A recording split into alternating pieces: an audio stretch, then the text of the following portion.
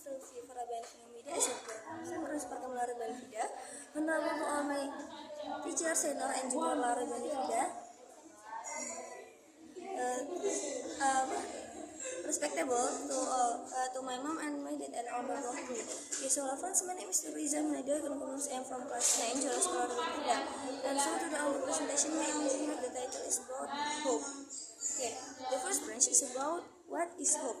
So, hope is a positive feeling about the future accompanied by a belief that something good will happen. Oke, nah, jadi hope atau dalam bahasa Indonesia itu adalah harapan. Nah, jadi harapan itu adalah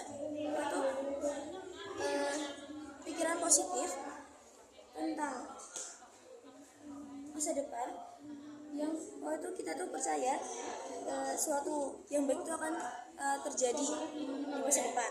Okay. And the second branch is about types of hope. So types of hope is divided into two. Number one is idealistic hope, and number two is idealistic expectation. Nah, jadi yang pertama itu adalah harapan realistik. Nah, harapan realistik is based on fact and possible. Nah, jadi harapan realistik itu dasarnya itu adalah berdasarkan fakta dan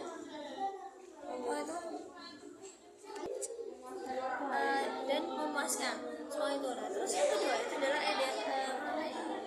ekspektasi atau harapan yang idealis.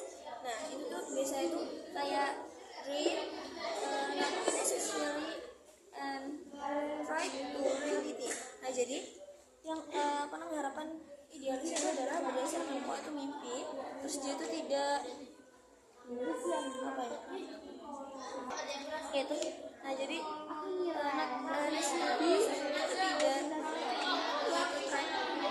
tidak intinya itu tidak terikat dengan kenyataan. Terus habis itu yang ketiga yaitu adalah benefit of hope atau manfaat dari harapan. Yang pertama itu for mental health, because it's can improve the mood, reduce stress, and prevent depression. And number two is for achievement, because it encourages the greater of hate. Nah, jadi manfaat dari harapan salah satunya itu adalah untuk kesehatan mental, dan yang kedua itu adalah achievement, itu pencapaian semua itu. Nah, jadi dalam dia itu bisa bikin bikin mental kita sehat, karena dia itu akan harapan menaikkan mood kita, terus habis itu mengurangi stres dan kayak mencegah depresi.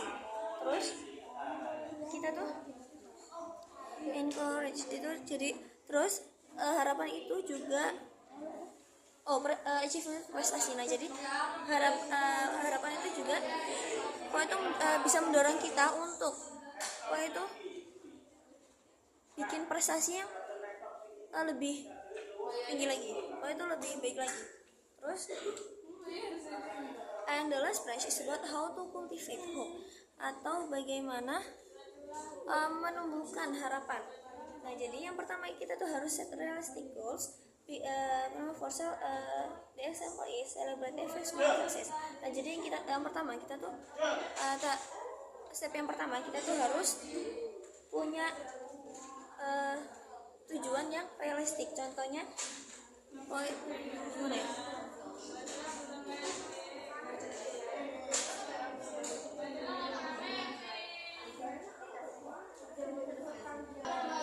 Jadi kita tuh harus bisa buat pencapaian yang bisa kita buat goals yang bisa kita capai. Nah, jadi terus kalau kita tuh udah berhasil mencapai goals tersebut, nah kita tuh bisa merayakan keberhasilan kita itu dengan merayakan keberhasilan kecil kita itu dengan sesuatu yang membahagiakan kita. Nah, terus lanjut yang kedua itu adalah think positif atau berpikir positif, and replace negative thoughts. Nah, jadi kita tuh harus berpikir positif, dan pokoknya kalau kita tuh lagi berpikiran negatif, kita tuh harus segera gimana ya, segera kayak ganti pikiran negatif itu pakai pikiran positif. Lanjut, yang ketiga itu adalah supportive environment atau lingkungan yang supportif. Jadi kita tuh harus memilih lingkungan yang positif. Karena yang tua itu tuh harus